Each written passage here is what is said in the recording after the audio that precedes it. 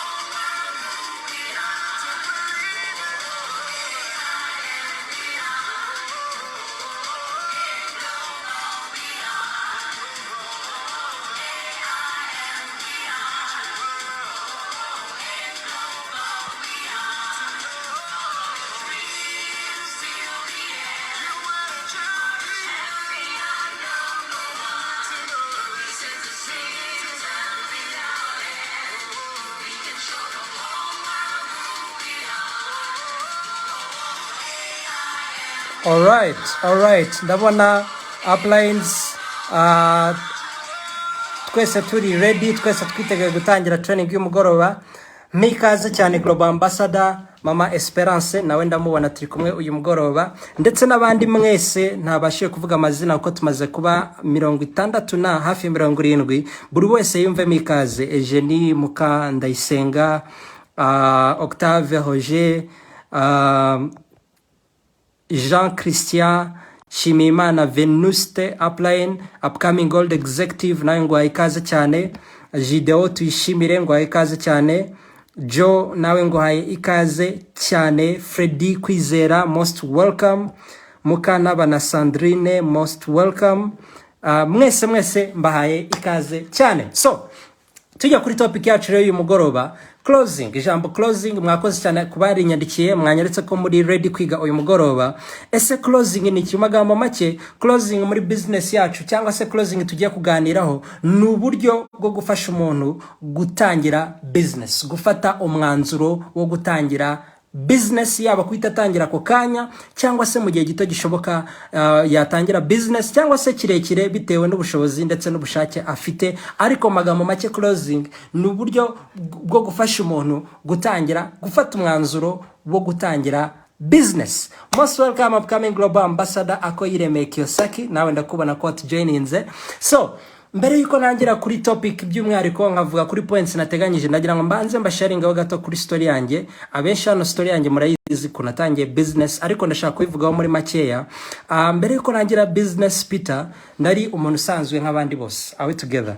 Nari mfite inzozi, ibyifuzo, sinabyita inzozi ko ntabwo byari specific, ariko hari ibyifuzo numva mfite mu buzima, ibyo numva nifuza kuzageraho, yaba ubwanjye ku giti cyanjye cyangwa se n'umuryango wanjye muri rusange. Turi kujyana neza. Icyo gihe mbere yuko nangira business nari umunyeshuri muri kaminuza, aho nigaga ninjoro ndetse nkora n'akazi gasanzwe ku manywa. Are we together? So naje kumva iyi business rero, ndabyuka bwa mbere numvishira business, ariko nakumva ubuhamya abantu bari gutanga, nakumva amafaranga nabasha kwinjiza muri no business, nkumva ni ibintu bidashoboka, nkumva ni ibintu bitabaho, mpita nishyiramo ko ari ubuteka mutwe. Turi kugera neza nk'uko benshi turi hano natwe byatubayeho bwa mbere twumva no business. Hari igihe benshi duhura mu kumva ko iyi business tucyumva bwa mbere, akenshi ikintu kidutekereza nuko ari ubuteka mutwe bidashoboka. It seems to be too good to be true. Are we together? So nanjye rero nari umwe muri abo, business narayipinze ndetse nyipinga n'igihe kitari gito. Ariko amahirwe naje kugira, uhambwiye business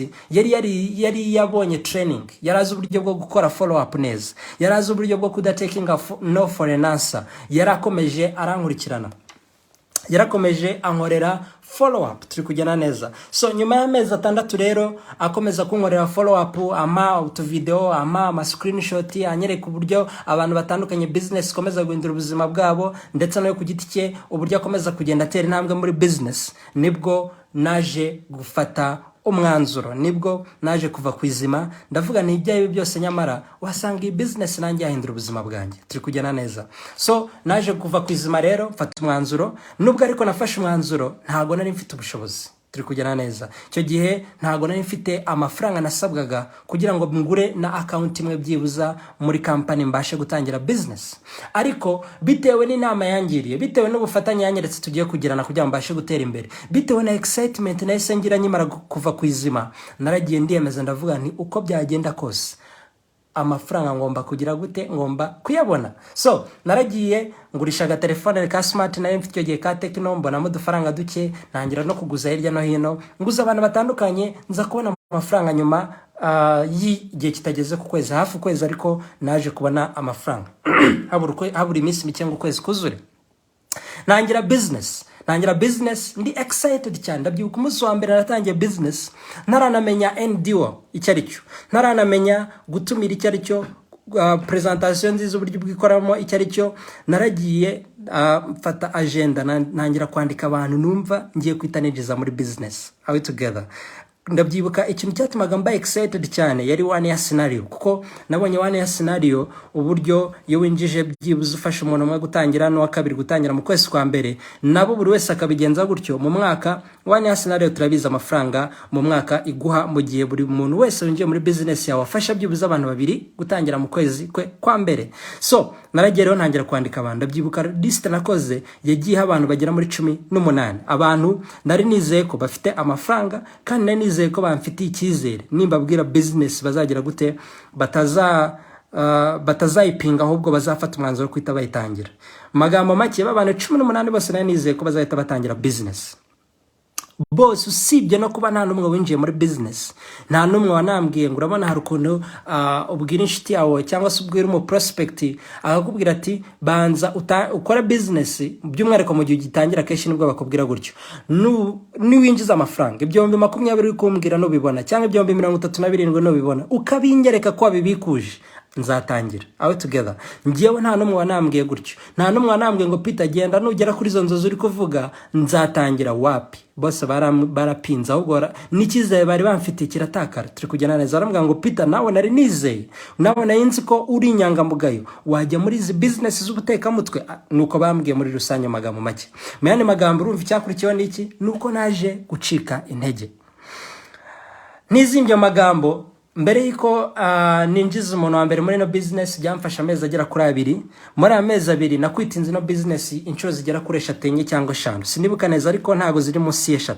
Mbyuka mvuga ngo bya bintu mbivuyemo sinshobora kongera kugira umuntu mbibwira, ariko nagira motivation runaka mbona nkongera ngagira umuntu ntumira, hagira umuntu mvugisha akanyereka ibyiza bya business nkagira umuntu nongera gutumira. Icyo gihe groupe bari barankizemo nabona testimony runaka nkagira motivation nkagira undi muntu nongera kubwira business. Ariko mu mezi 2 byamfashe amezi 2 kugira ngo fashe umuntu wa mbere gutangira business. Are we together? Maze gufasha umuntu wa mbere gutangira business icyo gihe byanyongereye confidence. Ntago haciye ibyumweru 2 n'uwa kabiri yahise mufasha atangira business tangira boro gutyo ntangira gukora business nyifatanya na kakazi ndetse n'ishuri. Nakoze iyi business hafi umwaka wose nyifatanya n'ishuri ndetse n'akazi nyikora part time. Are we together? Naje kuba silver executive mu mezi 7 ndi muri no business nyikora kakazi ndetse nkiri n'umunyeshuri muri kaminuza. Birakomeza gutyo business yanjye nditera imbere kugera ubwo nje gufata umwanzuro wuko nahagarika kakazi nkakomeza nkakora ino business. Natwika ubwato nkakora business. Mu byukuri njya gufata n'umwanzuro wo gutwika ubwato ntago nari nakageze kuri level yo kwinjiza amafaranga ari consistent ahoraho mu kwezi yafasha bezo zanjye, ahubwo nuko nafashe risk. Ndabyuka icyo gihe nizimwe muri training numvise zinyereka yuko mu buzima either nimba ushaka gutera imbere fata risk mu buzima. Are together? Icyo gihe imwe muri risk rero nabo naje kubona nkeneye gufata kwari ugutwika ubwato nkaho umwanya wanjye wose business. Narabikoze kandi koko biza gutanga umusaruro aho kugeza uyu munsi mu kwa 11 nibwo nzaba nujije imyaka 6 maze muri no business. Mu myaka 6 business yahinduye ubuzima bwanjye cyane kurenza uko nabitekerezaga bishoboka, ndetse n'ikinshimisha kurushaho nuko muri iyo myaka 6 ari wowe turi kumwe agakanya nkurikiranye live. Ndahamya nashidikanya ko hari uburyo bumwe cyangwa ubunini waba ugitangira ino business maze guhindura ubuzima bwawe. By'umwihariko kwa maze igihe runaka muri business hari benshi hano ndi kubona nzi bafite testimony ziri very powerful, bakize indwara nyinshi, binjije amafaranga menshi, baguze ibibanza, baguze imodoka, abari kubaka, abamaze kubaka, abafite amafaranga menshi cyane binjiza babikesha iyi business, yaba ku cyumweru, yaba mu kwezi, yaba buri munsi. Ibyo byose ni kimwe mu bintu binshimisha kuba umunsi umwe narafashe umwanzuro nkava kwizima, nkareka gufunga umutwe, ava kwizima agira gute afata umwanzuro wo gutangira iyi business. So uyu mugoroba rero tugiye kureba nawe uburyo biciye mu gukora closing neza nawe wabyara umupita. Are we together? Wabyara Peter munsi yawe, wabyara Peter ku kaguru kamwe, ukabyara Yves ku kandi kaguru, ukabyara Mama Esperance ku kandi kaguru ku indi konte, ukabyara Kiyosaki ku kandi kaguru, ukabyara Global Ambassador, upcoming Global Ambassador Joseph ku kandi kaguru, ndetse n'abandi bose uzi bari kubaka business mu buryo bwiza cyane, abantu bari successful muri business, uburyo ababyara ukabashyira ku maguru atandukanye, ukabasha kubaka business igize gute iri very powerful. So nimba utari gutangira rero nyandikira rimwe ubundi twite dutangira mu buryo bwimbitse na topic yacu kuri uyu mugoroba. nyandikira rimwe. Hagati aho nshimira buri wese ukomeje kwitabira training. Ino business yacu, training is the backbone of our business. Muri business yacu kwitabira amahugurwa meza nkaya nirwo rutirigongo rwa business yawe. Mane magambo, udafite ubumenyi buhagije by'umwihariko nsindagira ku bantu bari hano kaburi mushyashya, kaburi tararenza amezi 3 muri no business, ukamaza amezi 6 se cyangwa se n'umwaka umwe muri no business, ubukiri mushyashya cyane muri no business. Kubona ubumenyi biciye muri training nkizi, biciye mu kwicarana no mu upline, biciye mu kwicarana n'undi muntu uri gutera intambwe ishimishe muri no business, nirwo rutirigongo rwa business yawe. Udafite ubumenyi buhagije ntago ushobora kubaka business izaramba. Ushobora kuza nta bumenyi buhagije ugashyiramo abantu pe, ukabamariramo, buri munsi turabibona, mu gihe cyasheze twarabibonye, ukaza ugashyiramo abantu benshi ukinjiza amafaranga menshi, ariko ibyo bigera igihe bigahagarara. Uramutse ukomeza kubinjiza utubaka ubumenyi bwawe, turi kugena neza. Mu yandi magambo, ikizagwa business ndende ni ukwinjiza abo bantu yego muri business yawe, ariko ukanagura ubumenyi bwawe. Nibyo bizagufasha ku maintaininga abo winjije, gukomeza kwinjiza abandi bashyashya ukeneye mu kubaka team yawe, ndetse na team yawe igakomera ikagira aba leader babasha kubaka team, babasha kubaka business yabo, waba hari cyangwa se waba udahari. Alright, Delphine ngo nibwo agitangira. Most welcome upcoming global ambassador Elize, nawe ndakubona ko uri kumwe natwe.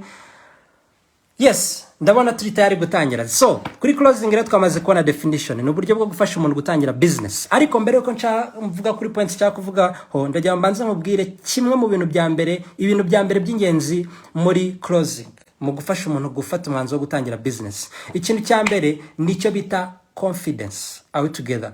Kwigirira icyizere ubwawe ku giti cyawe, confidence muri wowe ndetse na confidence muri business uri kwerekana, 100% belief muri business uri kwerekana. Are we together?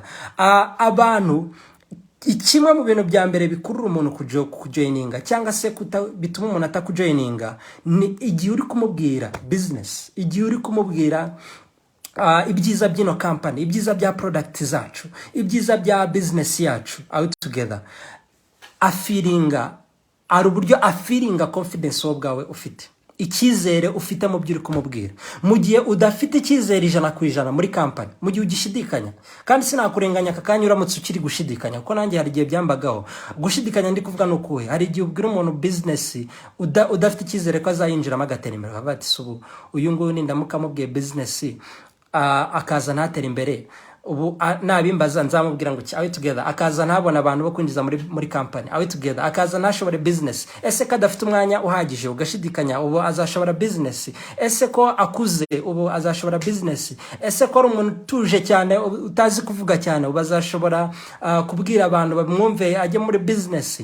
Cyangwa se naho ubwawe bitewe nuko hari urugero runaka utaragera muri business, hari umusaruro wumva ushaka kubona utarabona, rimwe na rimwe ukigira icyizere gike bitewe nuko ayo mafaranga uri kuvuga muri business, izo achievement uri kuvuga umuntu yagera muri no business nawe ubwawe utarazigeraho. Turi kugena neza. Ndabyuka nyitangira business, yego nani mfite confidence, ariko rimwe na rimwe najya nisanga mfite gushidikanya bitewe nuko ibintu nabaga mbwira abantu tuzageraho nabaga ntaragira gute, nibwo nari ngitangira nanjye ntaragira gute, ntarabigeraho. Are we together? So ibyo ni bimwe mu bintu birimwe na rimwe bishobora kugutera gushidikanya. Rero ndagira nkubwire ngo uyu munsi nimba bikubaho ntago ari kibazo, twese bitubaho. Ba presenters bezuzi uno munsi ba presenting abantu benshi bakinjira, ba recruiting abantu benshi muri business yabo, abenshi 99% batangira business nagaruko byari bimeze. Are we together? Abenshi batangiye nabo berekana confidence inyuma, ariko hari ukushidikanya bifitemo imbere. Are we together?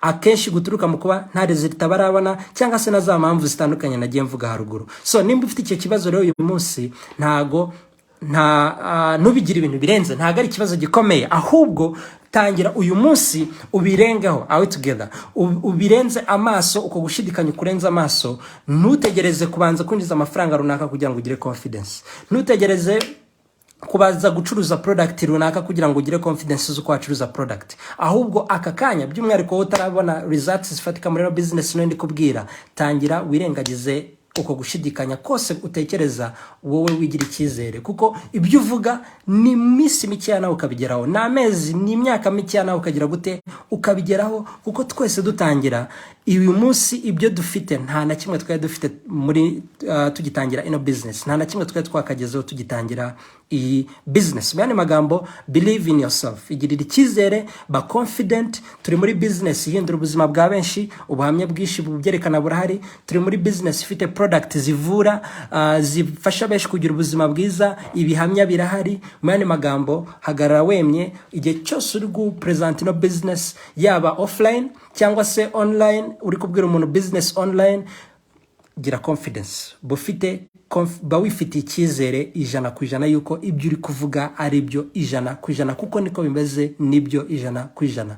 Mu gihe ubwonko bwawe buri kukuha dute, buri kukuha ibitekerezo bituma ushidikanya, ibyo bitekerezo byirengagize, ahubwo hanga amaso za ntego zanduza ufite, wibona wabigezeho ko n'ubundi uzabigeraho. It's a matter of time, nurangiza ubivugane confidence. Are we together? So confidence rero nicyo kintu cya mbere cy'ingenzi mu guclosing. Mu gihe udafite confidence, ntago abantu uzababwira business ngo ba kujoining. Are we together? Ntago bazabifiringa nawe ubwawe ko ibyo uri kubabwira utabyizeye. Mu yandi magambo, yubakemo icyizere. Are we together? So ikindi cya kabiri cy'ingenzi cyane muri business, muri closing ugomba gushidikanya, ugomba kuzirikana, ntago ari gushidikanya, ahubwo ni kuzirikana. Facts tell but stories sell. Are we together? Kubwira umuntu imibare, ibyo bimuha amakuru. Kumenya yuko azinjiza umuntu ibumoso, n'undi buryo akabona 37 matching, akabona sponsor 20, yes ni byiza, arabikeneye. Ariko nanone akeneye story, akeneye ubuhamya bwerekana umuntu wabikoze koko bikamuha umusaruro. Are we together? Mane magambo, igihe uri kubwira umuntu business, mu gihe uri gukora closing, ni wibande cyane kuri fact. Yes, nimba hari icyo tasobanukiwe kimusobanura muri presentation, nimba hari ikibazo afite atasobanukiwe kimusobanurire, ariko muri closing jya wibanda cyane mu buhamya.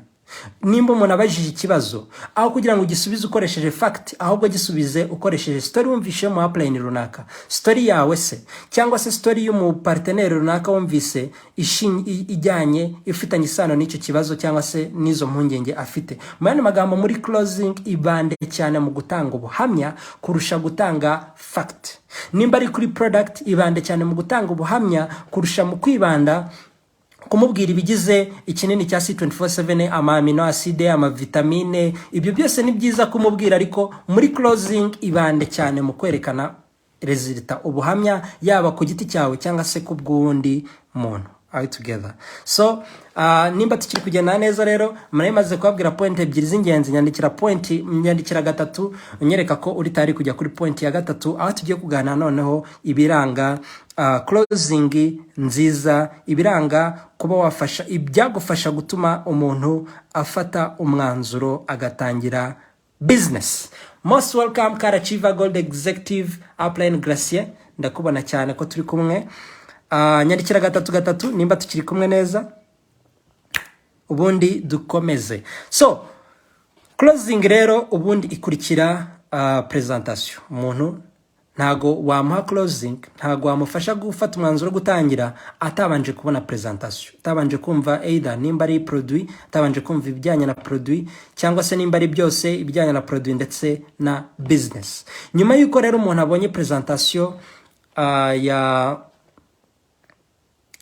ya business, y'uburyo business yacu ikora, company yacu ikora, company profile, products, ndetse n'uburyo butandukanye twinjizamo amafaranga, either presentation wowe uri kuyimuha, cyangwa se ayikuye kuri video, cyangwa se ayikuye mu kuba yitabiriye Zoom online cyangwa WhatsApp group, cyangwa se abikuye mu kuba yitabiriye presentation yabaye yaba kuri office, yaba n'ahandi hana amaso ku maso.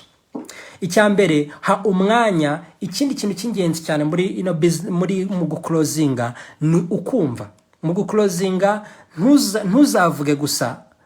Kuvuga ni byiza, gutanga ubuhamya ni byiza, gusubiza ibibazo umuntu afite, ariko uzaharanire nuko umuha umwanya prospect wawe, iyo nshuti yawe watumiye prospect wawe, ukamwumva, ukumva ibyo atekereza bitewe n'ibyo yabonye, ukumva ibyo atekereza, ibyo yibaza, impungenge afite, excitement afite bitewe na opportunity cyangwa se na products amaze kumva za business yacu. Turi kujyana neza. So myani magambo cyambere, banza umuhe umwanya wo kukubaza ibibazo. Banza umuhe umwanya wo kumva ibyo yaba atasobanukiwe. Either nimba ari kuri product ari ikintu runaka atasobanukiwe, cyangwa se kuri business ari ikintu runaka atasobanukiwe. Muri kwa kumuha umwanya rero ni nabwo ashobora gutangira kuguha impamvu zatuma business yayikunze, ariko hari impamvu impungenge afite. Ngiye kuvuga kuri objections ho gatoya. Hari objections nyinshi, hari impamvu nyinshi aba prospects bacu bakunze gutanga zituma bumva batabasha ino business cyangwa batatangira business cyangwa batagura product zacu, ariko ngiye kuvuga kuri nkenye cyangwa 5 za mbere ziri most common. Ikibazo cya mbere akenshi abantu bakunze kwibaza cyangwa se impungenge ya mbere abantu bakunze kugira iyo bamaze kubona business yacu, ese ibi bintu ntago ari pyramide? Hello. Ikintu cya mbere impungenge akenshi abantu bakunze gura akenshi aryo bibaza nimba ibi bintu atari pyramide. Bimwe tuzi ko kandi bitanemewe mu gihugu cyacu, bitemewe n'amategeko agenga igihugu cyacu. Kampani za pyramide murabizi zijya zibaho rimwe na rimwe, nka rimwe mu mwaka cyangwa rimwe mu myaka 2 nikeshi tujya twumva byasakuje, tukayibona ku social media, amakampani bakayafunga n'ibindi. Abantu rero bajya bakunda kwibaza, ese ibi ntago ari bya bindi bya pyramide bitemewe? Hello. So iki buryo uzasubiza ino objection rero, icyambere it's no. Cyambere business yacu ntago ari pyramid scheme, kuko by'umwihariko buryo mu magambo makingi y'uburyo mitangisubiza umuntu yakimbwiye, ndamubaza nti ese uko biza u Rwanda rwacu, uburyo leta yacu yita ku baturage, iharanira kubarinda uwabariganya, hari ikintu cyakorera mu Rwanda umwaka 1 2 3 4 5 kitemewe n'amategeko, kigakomeza kwakora umwaka ugashira 2 3 gashira? Buri gihe bavuga hoya ntago bishoboka, ntago baba bitewe n'ukuntu leta yacu itwitaho, buri gihe iturinda ibyariganya abaturage. Ntago bishoboka ko ikintu kitemewe n'amategeko cyakorera mu Rwanda rwacu umwaka ugashira 2 gashira 3 gashira 4 gashira, ntibibaho. Kitemewe n'amategeko ntago bibaho. So ubitumwereka rero company yacu yabaye mu Rwanda kuva 2015. 2015 nibwo abantu ba mbere binjiye muri company yacu. Icyo gihe office yari tarafungurwa. Office yacu yafunguwe mu kwezi kwa 9 kwa 2018. Bivuze ngo uyu munsi office yacu mu Rwanda imaze imyaka inifunguwe, address ya company izwi, amakonti ya company arahari, abanyamuryango babo barazwi, ndetse n'abandi bakomeza kujyamo barazwi, bagira amakonti mu banki bahemberwaho n'ibindi bitandukanye. Bivuze ngo icyo ni ikimenyetso cya mbere cyerekana yuko business yacu ntago yemewe n'amategeko. Ntago ari business itemewe n'amategeko, kuko iza kubitemewe n'amategeko ntago ari kumara icyo gihe cyose mu Rwanda ikora. Icya kabiri, pyramid schemes cyangwa se n'izindi ponzi schemes, hari pyramid, amazina atandukanye babyita, scam, ponzi, pyramid n'ibindi nk'ibyo. Pyramid scheme actually icyo gisubizo cya mbere ngo yakirahagije, ibindi by'inyongera ariko nkoresha iminota yanjye neza ndabona iri kugenda. Nuko ikintu cya mbere kiranga pyramid schemes, company z'ubutekamutwe, nuko nta product cyangwa se service ifatika biba bifite. Mu gihe twebwe company yacu ifite product zifite ubuhamya zikora, ubwacu twe tuzikoresha, tuzi byiza byazo, ndetse dufite n'ubuhamya bwazo bazikoresha umunsi ku munsi, zibarinda indwara, zituma bagira ubuzima bwiza, ndetse n'abandi bakira indwara umunsi ku munsi babikesha product zacu. So icyo ni ikindi kimenyetso cyerekana company ifite ireme, nuko ifite product ikenewe, service ikenewe, abantu ba consuminga all together umunsi ku munsi, ndetse igakemura ibibazo bitandukanye muri societe. Reka tugarukire kuri cyo, hari ubundi buryo butandukanye bwo gusubiza icyo kibazo, ariko ibyo bibiri birahagije. Ikindi cya kabiri kimunyenge abantu bakunze kugira iyo bamaze kubona business, baravuga ngo nta mafaranga mfite. Hello. Ni byiza nabikunze, ndabona natera imbere, ariko ngiyewe n'amafaranga 200,000 ntabyo mfite. All together. Cyangwa se narenga bitewe n'amakonte yandi, ntabyo mfite. All together. Icyo ni ikintu cya mbere mu gihe umuntu agwaye objection, cyangwa se mu gihe umuntu agwaye impamvu, mu gihe umuntu ari kukwereka imbogamizi, uzirinde kumuburanya. Nubwo waba ubizi ko yafite, all together, uzinze kumubwira ati hoya ndabizi urayafite, all together, mbere na mbere. Icya mbere, buri gihe umuntu aguhaye impamvu, objection, jya umwereka yuko nawe urabyumva, you understand. Hari a phrase na nigiye kuri Eric Worre kuva natangira no business yamfashije n'uyu munsi kimfasha, iyo bita feel felt found. I understand the way you feel, I felt the same way, but this is the solution I found. Ndumva uburyo umerewe, nanjye nimba waragize iyo mbogamizi, ariko nanjye iyo mbogamizi nari nyifite, ariko iki nicyo gisubizo nabonye. Ariko nimba umuntu mbogamiza gwawe utari yifite, mu urugero rw'undi wari uyifite, uyu munsi uri successful muri business, turi kugena neza. Ariko ikijyanye n'amafaranga nanjye sinari nyafite, mwereke yuko yes ndabyumva, nanjye numva no business bwa mbere nubwo nabanje kuyipinga, nyuma maze kuyikunda nkafata umwanzuro, imbogamizi nese ngira ni iki, ni amafaranga. Ariko ndibaza ndabyuka ikibazo bambaje yarambwiye bati ese uyu munsi pita amafaranga ntayo ufite. Ariko ese ikibazo nakubaza, imyaka 2 ishize iyo nza kukoreka iyi business bwa amafaranga wari uyafite? Imyaka 2 yabanjirije umunsi nabonye business ubwo nayibonye 2016, 2014 nabwo ntayo nari mfite. Arangije arambwira ngo bisobanuye yuko rero uramutse udahinduye, uramutse utabonye uburyo bushyashya bwo kwinjiza amafaranga, bwo kwiteza imbere, probability nini nuko n'imyaka 2 iri imbere nuwakoreka business 200 utazaba uyafite. Nuko bigenda mu buzima, nta mpinduka, ubuzima ntago buhinduka, turi kugena neza. Mu yandi magambo, icyo kindabyuka bakimbwe nabitekerejeho nayo nsanga nkomeje gukora akazi nkora, byaba bigoranye ko mu myaka 2 iri imbere nazaba mbasha kuba mfite saving kuri konte y'200 bidafite ikibazo, nabona business nahita mbishyiramo nta kundi gushidikanya. So, mu yandi magambo, mu gihe umuntu akweretse ko adafite amafaranga, nimba nawe ufite icyo kibazo cyo kuba utarufite amafaranga, kandi ndabizi ko abenshi hano natwe icyo kibazo twaye tugifite. Abenshi aba batagifite nibo bake cyane, ni munsi y'10%, 90% kuzamura ntago amafaranga gutangira business tuba tuyafite. Icyo kibazo nawe wari ugifite, ariko bitekereje ko uramutse utagize impinduka. Ariko tindi nkunda gukoresha yavuzwe no bita Albert Einstein, yaravuze ngo insanity is doing the same thing over and over and over again but expecting different results. Albert Einstein yaravuze ngo, kandi n'umugabo w'umunyabwenge cyane uzwi kuri no swazanye impinduka zitandukanye, ubusazi ni ugukora ikintu kimwe mu buryo bumwe, uburyo igikorwa komeza kugikora muri ubwo buryo, umwaka ugashira 2, 3 igashira igataha, ariko mu mutima wawe ukaba ufite icyizere cy'uko uzabona izindi mpinduka zitandukanye n'izo uri kubona no munsi. Ibyo yabyise ubusazi. Igmana magambo cyo yashatse kuvuga niki, mu gihe ushaka impinduka mu buzima bwawe, ugomba no kugira impinduka mu mikorere yawe. Nimba uburyo ufite ukoreramo amafaranga no munsi butaguha ubushobozi bwo kuba ufite 200 kuri konti, kandi mu by'ukuri na amafaranga make cyane, ni gute wakwizera ko mu myaka 2 uzaba yafite? Ntibishoboka. Rero uyu munsi ndi kuguha igisubizo, uyu munsi ndi kwereka business, yego birakuvuna kuyabona ugatangira, ariko biragukemurira ikibazo ku buryo mu mwaka 1, 2, 3, 5 iri imbere ayo mafaranga 200,000 bizaba ari ubusa kuri wowe, azaba ari amafaranga ukoresha muri essence y'imodoka yawe mu kwezi gusa. Turi kugena neza, azaba ari amafaranga adateye ikibazo kuri wowe mu buzima bwawe.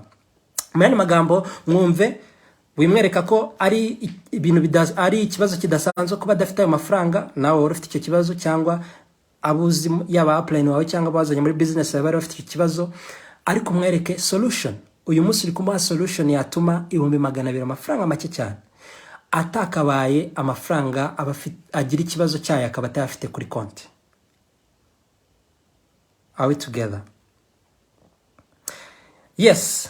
Dukomeza, hari ubundi buryo butandukanye bwo gusubiza iki kibazo, ariko mu yandi magambo icyo ugomba kwibandaho mu gusubiza no mpungenge ni ukwereka umuntu solution, ukwereka uno munsi uramwumva ko batayafite, ariko uri kumuha solution, uri kumuha igisubizo ku buryo niyigora. Hari uburyo butandukanye, mugira inama bw'uburyo bwo kuyashakamo. Ngiye inama mbagira harimo kuguza, kuko nanjye nibwo buryo nakoresheje, harimo kubagurisha ikintu no munsi kitakwinjiriza, harimo telefone, harimo machine, harimo ikibanza, harimo ibintu bitandukanye, imitungo itandukanye umuntu aba afite, cyangwa se ninjiza ariko itakinjiza amafaranga nk'ayo mu global yamwinjiriza, ukaba mugira inama yo kuba yabyifashisha agakemura ikibazo afite, agatangira business, ejo nejo umuntu akazagura ikisumbuye kirenze icyo yigomwe uyu munsi. Are we together? Wamugira inama yo kuba ari impamvu bwo kuba yakwaka credit nimba bishoboka, bwo kuba mu yandi magambo muhe solution, umugire n'inama yo kuba yabonamo amafaranga, ariko cyane wibande mu gucisha muri story.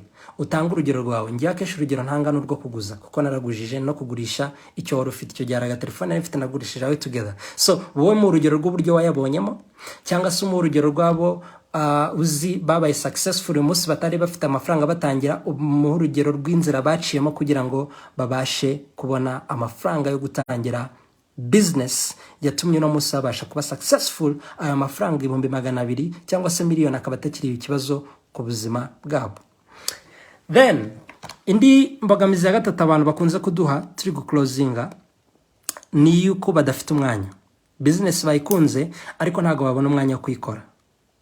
Again, ngaruka kubyo navuze mu gusubiza iki kibazo, koresha story, tanga urugero. Nimba ufite icyo kibazo utangira business, witange mu rugero. Nimba utaro gifite, hari benshi tuzi batangira no business bakora part time, ndimo n'abandi batandukanye bagatangira bakora part time ariko no musi bakaba bari successful cyane muri business. All together mwereka uburyo mwafatanya, agatangira business ayi umwanya muto ku munsi ariko agakora iby'ingenzi byamufasha kwagura business, then with time business ikaba yakaguka, akabasha kwinjiza amafaranga arutayo yinjiza mu byo akora uyu munsi, akaba yakora full time.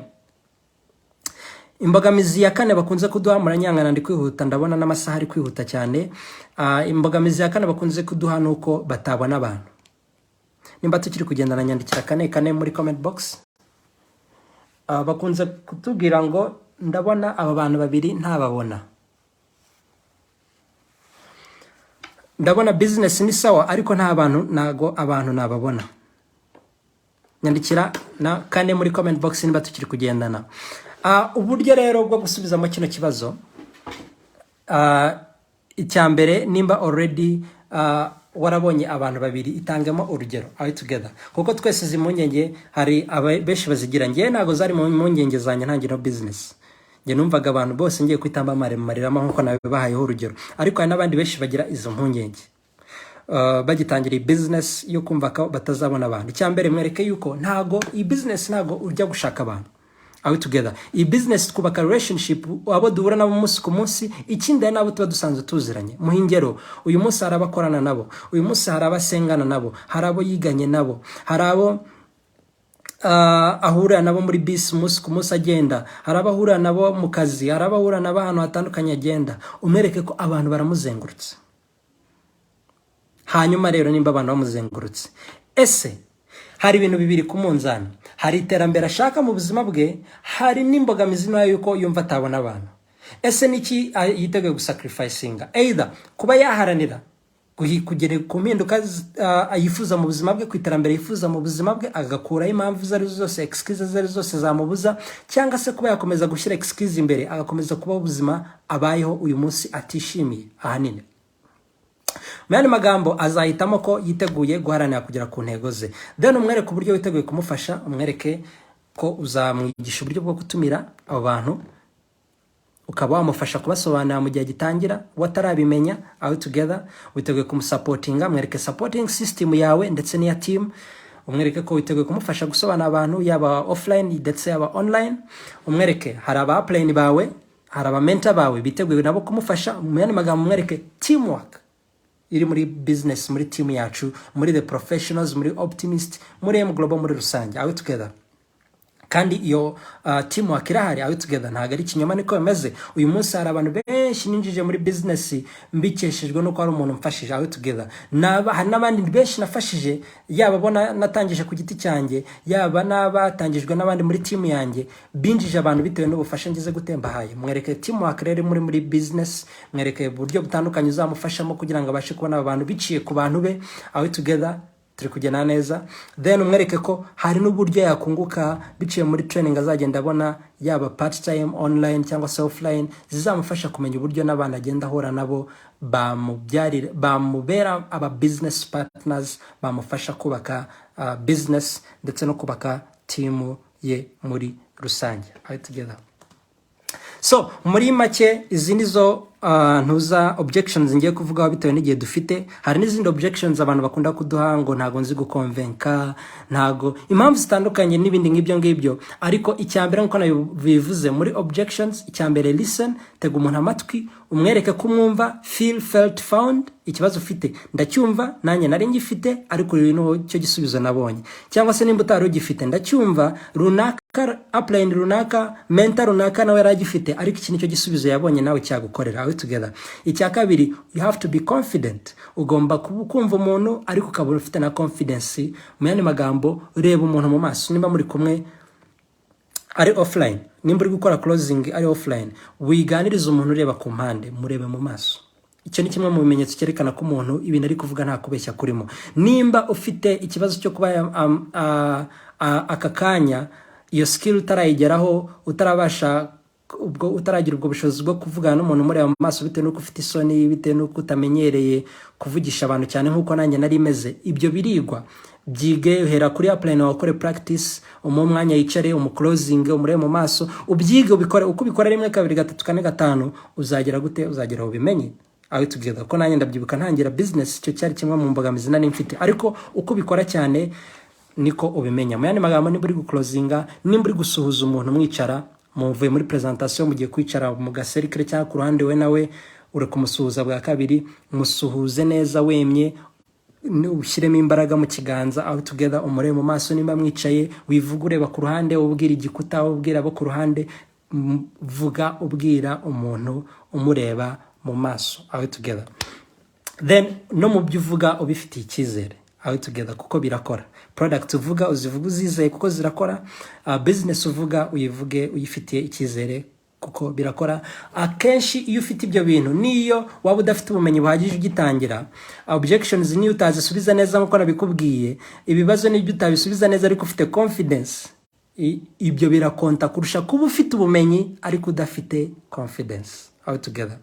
Ubuzi ibi byose, uza amagambo yose yo gusubiza ariko udifitiye confidence, bigusubiza inyuma cyane kurusha kuba utaragira skills, utaragira ubumenyi ariko ufite confidence. Bigwa result kurusha kuba ufite ubumenyi ariko nta confidence ufite. Aho together. Nyandikira ijambo confidence cyangwa se kwigirira icyizere muri comment box kuko birakonta cyane muri closing. Tuva kuri objections rero, nyuma yuko umuntu usubije ibibazo afite, umukemura impamvu zose yari afite yumva zatuma atabasha gukora business, nawe fata umwanya wo kumubaza ibibazo bituma closing agatangira business.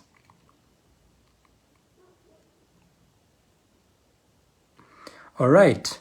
Ndabona turi kumwe cyane, murakoze cyane, ndabona turi kumwe 5 kuri 5. Hari bimwe mu bibazo nkunda kubaza abantu kugira ngo tugane mu kumufasha gufata umwanzuro kuba yahita atangira business cyangwa se yamigero runaka azatangiramo business yiwe. Icyambere, baza umuntu ese ni iki wakunze cyane mu byo wumvise product, wumvise na opportunity. Ese kuri wowe ni iki waba wakunze cyane kurusha ikindi? Impamvu iki kibazo ni ingenzi ni nuko ntago abantu dutumira bose ariko bazakunda business. Uko ko nukuri guhari. Ntago ariko buri wese azaba interesse muri business. Ariko hari abantu batazaba interesse muri business, baba interesse muri product zacu. Atangira akoresha product cyangwa nazigurisha gusa, bibe ari byo byazatuma akunda na business naye akagira gute akayitangira. Tuzi n'ingero za benshi bagiye batangira gutya no business, urugero harimo Global Ambassador Mama Esperance turi kumwe aka kanya. Aho together. Hari n'abandi benshi cyane. Rero wikumva ko mu gihe cyose ugiye closing umuntu uza closinga kuri business gusa, uza uhitubwira umuntu direct bya business, no, kuko ntago ariko buri wese aba interesse ako kanya. Buri wese yaba interesse 100% muri business yacu, ariko hari percentage y'abantu naka bifata igihe kugira ngo babe interesse muri business, babanza kuba interesse muri produit zacu. Rero mani magambo, banza umenye ese umuntu niki yakunze kurusha ibindi. Ni yakunze product kurusha cyangwa yakunze business kurusha. Aho together. So nyuma yo kumubaza iki kibazo, mu yandi magambo, bitewe n'iki yakunze kurusha uba ari cyo wibandaho. Ntuzigere forcing umuntu mu closing umuntu, mu guhuba umuntu buhamya. Nimba yakunze product kurusha, ibande cyane kuri product. Nimba yakunze business kurusha, ibande cyane kuri business. Gusa abenshi usanga business ariyo bakubwira ko bakunze kurusha, ariko ntihabura na percentage y'abantu bakubwira ko bakunze product kurusha. Niyo mpamvu iki kibazo ari ingenzi cyane. Nyuma yuko akubwiye icyo yakunze kurushaho, nimba akubwiye ko yakunze business kurusha, akaba yasubije impungenge ibibazo yari afite byose bijyanye na business, yagizeho imbogamizi ikibazo baza umuntu gikora cyane maze ese witeguye gutangiza konte zingahe mbere yuko maza ngo witeguye gutangira ryari mwereke ko uri kugendana nawe wowe mudurimo nuko mwabaye aba partenaire already byarangiye mufatira umwanzuro mu yandi magambo witeguye gutangiza konte zingahe buri gemera kuri konte nyinshi konte 15 konte 7 konte 3 cyangwa konte imwe all together bitewe n'ubushake ufite cyangwa se n'ubushobozi ufite akanya cyangwa se washaka all together witeguye gutangiza konte zingahe mugire kumaza konte nuzamuhere kuri konti imwe cyangwa nuzamucrosinga utekereza mu mutwaye konti imwe nuzareba umuntu ngo umucishe mijisho ngo umubarire umufuka bitewe n'uburyo agaragara no iryo nanone nikosa dukunze gukora cyane cyane iyo tukire abamateri muri no business tutaragira umenyi buhagije ari gihe usanga tujajinga abantu bitewe n'ubuzima uzabamo wenda ushaka gusanga ari n'umuntu uzi no muri famille n'umuturanyi cyangwa umuntu uzi ukaba wumva ko atarenza konti imwe no nuzakora iryo kosa ukaba wumva ko atarenza konti 3 buri muntu wese afite potential kuba yatangiza konti 15 konti 15 ni miliyoni katurebe konti 15 amafaranga make cyane ugeranyije n'uburyo business zacu business za hano hanze amafaranga zitangizwa konti 15 ni miliyoni 3,420 aho together miliyoni 3,420 hano hanze yatangiza business ntoya cyane ariko muri business yacu miliyoni 3,420 yatangiza business yagutse cyane aho together so mu yandi magambo bonamo buri muntu wese kafite potential ko yatangiza konti 15 kuva kuri 15 manuka kuri 7 kuri 3 then kuri imwe mu gihe yaba yagerageje ubushobozi bwose bushoboka bukanga nibwo yatangiza konti imwe aho together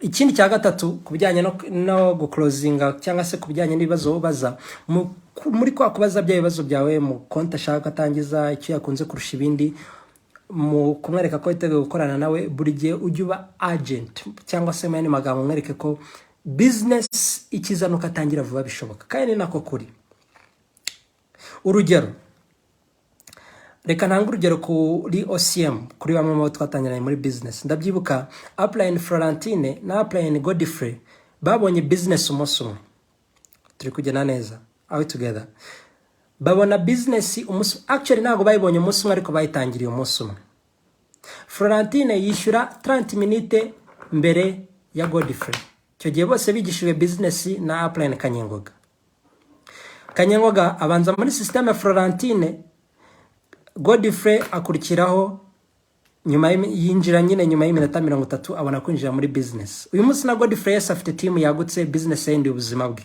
ari kuri bazi yaza kwishyura iminota 30 mbere akajya imbere ya Florentine ari kujya munsi bivuze ngo uyu munsi ubuzima bwe bwahindutse bwari ko bwarahindutse kurusha kuko team yose ya Florentine ari kubaragiye munsi yande ya Godfrey all together urwo n'urugero rworoshye nanze n'abandi benshi natangaho ingero nyinshi zitandukanye ingero nk'izo rero zikoreshe mu guclosing umuntu mwereka nayo akamaro ko gutangira vuba bishoboka muri business all together mani magambo ko kuba in a hurry all together mwereke ko igihe kirakonta muri business iminota amasaha ndetse n'iminsi birakonta muri business bimufashe kuba yakifatira umwanzuro gatangira business bishoboka kuko akenshi ari usanga umuntu ubushobozi arabufite cyangwa yabushaka mu gihe gitakabubona ariko bitewe nuko utabaye agent mu closinga ukatinda kwinjira muri business agahura na n'ibintu biri negative bimuca intege ugasanga birangiye acitse intege ntakore ntazatangire business kandi nyamara arafite ubushobozi bwo kuba yatangira business mu gihe gito gishoboka cyangwa se ari gushaka ubwo bushobozi bukaboneka mu gihe gito gishoboka bitewe n'uburyo wamuclosinze agatangira business mu gihe gito gishoboka mu yandi magambo igihe cyose uri guclosinga umuntu mutwawe intego yawe nuko atangira business ako kanya bidashobotse ako kanya uwo munsi nimugoroba cyangwa ejo uwo bidashoboka akaba ari ujya gushaka amafaranga akatangira mu minsi mike ishoboka cyangwa mu gihe runaka gishoboka kuzamukora follow up bitewe n'igihe aboneye amafaranga ariko intego yawe bari uko umuntu ahita atangira business ako kanya all together be in a hurry mu gihe uri guclosinga umuntu all together mu gihe bidakunze upfa kuba wabikoze ntacyo uzamukorera follow up bishaka kuzamufata ukwezi bishaka kuzamufata amezi 6 nkayo byamfashe hano bizafata imyaka all together uyu munsi hari abantu nyinjiza muri business bakenjura uyu munsi maze hafi imyaka 6 narayibabwiye ari bo ngitangira, cyangwa se narayibabwiye twaramenyanye maze imyaka 3 muri business, bakaba bari kwinjira uyu munsi hashize hagiye gushira indi hafi 3. Mene magambo, abantu twigisha business ntago bose bazayitangira igihe kimwe. Harazahita batangira uyu munsi, harazaba batangira umunsi ukurikiyeho, harazaba bazahita batangira mu cyumweru cyangwa mu kwezi cyangwa mu myaka. Ibyo ntacyo bitwaye, ariko wowe intego yawe mu gihe uri guclosinga, mu gihe uri gufasha umuntu gufata umwanzuro mu mutwe wawe, intego iba uko ahita atangira business ako kanya. Are we together? So muri make ibyo nibyo bibazo aho reka mbareho ngarukira. Ndetse no kubijyanye na closing ndabona n'amasaha ya nabashe kuyakoresha neza, reka mbareho ngarukira. Ni byinshi twaganira, ariko ibi nibyo by'ingenzi na kusanyije twaganiraho uyu munsi. Reka bigufashe ubihuje n'ibyo wari usanzwe uzi, ubihuje n'ibyo wari usanzwe ukora, ukomeze kubishyira mu bikorwa wagura timu yawe. Gusa nanone mbere y'uko nsoza ndagira ngo ngaruke ku bintu by'ingenzi cyane ugomba kuzirikana muri closing. Ikintu cya mbere nuko ugomba kuba confident, ugomba kugira icyizere 100%, ndetse ugomba no kwizera business 100% na product zacu 100%. By the way, closing ntabwo ikora kuri business gusa, ikora no mu gucuruza product. Are we together? Then icya kabiri ugomba kuzirikana nuko facts tell and stories sell. Ko umuntu imibare ni byiza, kubwira umuntu ibiri muri produit runaka ni byiza, kubwira umuntu ko muri college uzarimo omega 3 ni byiza, ariko ubuhamya bw'icyo yagukoreye cyangwa yakoreye umuntu runaka bikaba byiza kurushaho. Mene magambo, duha umuntu fact ariko dutinde mu kumuha ubuhamya bw'ibyo product ikora ndetse na business ikora. Icya gatatu cy'ingenzi cyane muri closing ni ukumva. Ntuzafata umwanya ngo uvuge gusa nurangiza usezerera umuntu atahe. Oya, jya ufata n'umwanya wo kumva, umve imbogamizi afite, umve impungenge afite, umve ibibazo afite, ibimubangamiye, yumva byatuma atabasha gutangira business cyangwa na nyuma yuko yatangiye. Nurangiza umusubize, nurangiza umumarize impungenge afite biciye mu kumuha ingero ziciye mu kumuha ubuhamya, yabo bwawe cyangwa se n'ubw'aba uplines n'ubw'abandi ba achievers bari muri team, muri the professionals, muri optimist, muri global muri rusange. Mene magambo, buri gihe uri gusubiza ikibazo, mu gihe uri gukemura umuntu impamvu imbogamizi afite, buri gihe koresha story. Shaka story, cyane cyane shaka story ijyanye n'ikibazo afite. Ibyo nibyo bintu bitatu by'ingenzi. Be confident, gira icyizere, koresha story. Icya gatatu, tega amatwi prospect wawe, inshuti yawe, kugira ngo mve uburyo akemura ibibazo afite n'imbogamizi afite. Ikindi, nimba umuntu ari umwarimu, ako ni bonus tip ngiye kongeraho. Mu kumuha story, mushakire story y'umwarimu wabaye successful muri no business. Uyu story y'umucuruzi gusa, y'umuntu watangiye no business ari umucuruzi, nubwo yari nziza ngo birangiraho, kandi hari n'indi story y'umwarimu. Mene magambo, uzagiye umuntu nanone story n'izabandi zirafasha, ariko izimufasha kurushaho n'izijyanye nawe. Nimba umuntu ari umunyeshuri umunsi muri kaminuza cyangwa se muri secondaire cyangwa se mu yindi city runaka, ibande ku buhamya bw'abanyeshuri. Nimba umuntu ari umumama, ibande kumuha ubuhamya bw'umusore ni bwiza, buzamufasha, ariko ubw'umumama mugenzi we buzamufasha kurushaho. Nimba umuntu ari umupapa, ibande ku buhamya bw'abapapa. Are we together? So muri make nibyo. Reka mbashimire cyane kwa mwitabiriye, ariko sinabura kongera gushimira cyane. Twabikoze dutangira, ariko reka twongere dushimire cyane CEO The Professionals, upcoming Global Ambassador Eve, ndetse na Orion members, aba leaders bafatanya na Eve mu kuyobora The Professionals. Mwarakoze cyane kudutegura kino gikorwa cy'ingenzi kiri gufasha The Professionals muri rusange, ndetse kino gufasha The Optimist muri rusange. Ndabashimiye cyane ko ndi kubona ntago ari The Professionals gusa bari kwitabira, hari n'abandi benshi bo muri Optimist bari kwitabira. Reka nshimire cyane Orion ndetse na upcoming Global Ambassador Eve kuri iki gikorwa cyiza cyane. Nanone nshimire cyane buri wese uko turi 162 aka kanya wafashe umwanya, agafata ikaramu, agafata agenda, akiga, kuko nkuko natangiye mbivuga, urutirigongo rw'i business ni ubumenyi. Kandi nkuko mubizi, umuntu iyo rwa urutirigongo ntago yabasha guhagarara. Rero ni business udafite ubumenyi ntago wakubaka business irambye, ntibishoboka. Wakwinjiza amafaranga mu gihe gito, ariko biragera bigahagarara. Nimba ushaka kubaka business zamara umwaka 2, 3, 5, 10 ikomeza kwaguka, ugomba kugira ubumenyi, ugomba kumasteringa ubumenyi bujyanye no kubaka team no kubaka business yawe. ubumenyi bw'ingenzi ukwiye kumasteringa no buheno gutumira no gukora presentation mu buryo buri professional no gukora closing ari byo tumaze kwiga no gucuruza products no gukora follow up no leadership trainings no kumasteringa leadership skills no gukora follow up nayivuzeho no gukora presentation neza all together ndetse no kufasha team yawe kwaguka muri rusange. 8 basic skills muri no business arizo mvuze: inviting, gutumira, gupresenta, guclosinga, gukora follow up, training cyangwa se na leadership, selling products, gupromotinga yaba events zawe yaba za team, kwipromotinga nawe ubwawe ku giti cyawe ndetse n'iza company, yes, ndetse no gucuruza products. Izo nizo basic skills zizagufasha kugira team nini cyane, ibihumbi n'ibihumbi. Rero buri munsi ujye uharanira kugira ubumenyi wunguka, niyo yaba iminota 10 witabiriyemo training, niyo yaba iminota 30 gusa, biragufasha. Ubikoze mu buryo buri consistent buhoraho biragufasha. All together. Nimba uri gukora business yifatanya n'akandi kazi cyangwa se n'izindi nshingano runaka, ntacyo bitwaye. Urashoboye kandi uzabikora, kuko niko natangiye no business, hari n'abandi benshi batangiye business. Haranira kubyaza umusaruro umwanya muke ufite, ariko ukomeze no gushaka uburyo bushoboka wakora business full time all together. Then soza ndagira nkubwire ngo ndabizi kuri guhura n'imbogamizi, uwo ari wese uri hano kuva ku applying kugera ku bagitangira, ariko imbogamizi zazo uri guhura nazo naziciyemo, I know, ndetse naciye abenshi hano naciye mu mbogamizi nyinshi zuritizo mwaciyemo, by'umwihariko ku bantu mwatangiye business office ya company yaramaze gufungura. Imbogamizi mura nazo ni nyeya cyane, nta hantu zihuriye n'iz'abantu turi hano twatangiye business company tarafungura.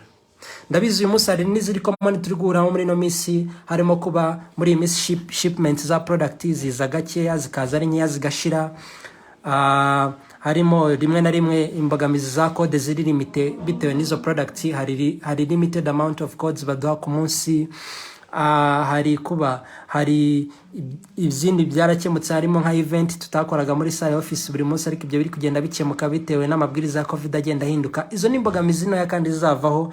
Ndagira nkubwire ngo ibyo wibyitaho ahubwo hita mu kubaka business yawe, kuko nkuko abaplay hano twatangiranye business company tarafungura bikubwira, twajyaga dukora na business tukamara n'amezi 3 nta product tubona nimwe, tukamara n'ukwezi nta code nimwe tubona, kandi abantu bakinjira, abantu bakishira, tukabandika, tukazabashyira muri systeme dukurikiranyije ko bagiye baza, hagashira n'ukwezi nta code ihari, hagashira amezi 3 amezi 6 nta product, cyangwa rimwe na rimwe zikaza ku mupaka bakazifata, cyangwa izindi bakaziba muri basi ziza, abaplan tukajya kuzishyura all together. Twahuye n'imbogamizi nyinshi zitandukanye. Rero imbogamizi yose wahura nayo uyu munsi ntago yakubuza kubaka team kandi nini izatuma ubasha kugera ku iterambere wifuza kugeraho, izatuma ubasha kubaka team wifuza kubaka.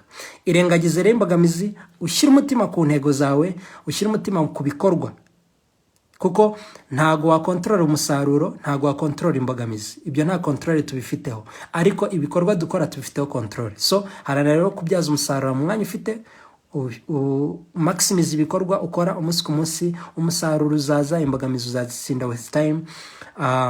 Muri make nibyo. Ikindi mwibutsa yuko umwaka uri kurangira, hasigaye amezi 2 n'ibyumweru 3. Reka tubyaze umusaruro iminsi isigaye mikeya. Muri iyi minsi mike isigaye birashoboka cyane ko wagira impinduka zidasanzwe muri business yawe, by'umwihariko no fata ubumenyi uri kwiga muri no 7 days recruiting challenge ukabushyira mu bikorwa. Wicika intege, ndabizi ko ushobora kuba hari intego wari haye umwaka utangira umunsi ubona ukiri kure, biracyashoboka cyane ko wazigeraho. Ngende umugabo kubihamye yuko hari gihe mu mwaka ushaka kugera nkamara amezi 11 mu ntego 5 nta nimwe ndageraho, umwaka ukarangira nkenye nzigezeho, wenda zose sinzigeraho, ariko mu kwezi kumwe nye zose nkazigeraho all together. So n'urugero ngwaye rero, iyi business nta kintu kimwe kidashoboka. Shira imbaraga mu gutumira cyane, mu gutanga presentation nyinshi zishoboka, mu guclosing abeshi bashoboka, mu gukora follow up neza, mu kwagura ubumenyi bwawe. Ibindi ubirekere Imana. Ibijyanye n'umusaruro, igihe gikwiye kizagera, umusaruro wifuza ubone ndetse urenze n'uwo utekereza all together. So mwakoze cyane rero kwitabira, katugende dushyira mu bikorwa ubumenyi twize, tubyigishe abo muri team zacu batabashe kwitabira, ndetse dukomeze kwagura business yacu. Thank you very much. Umugoroba mwiza kuri buri wese.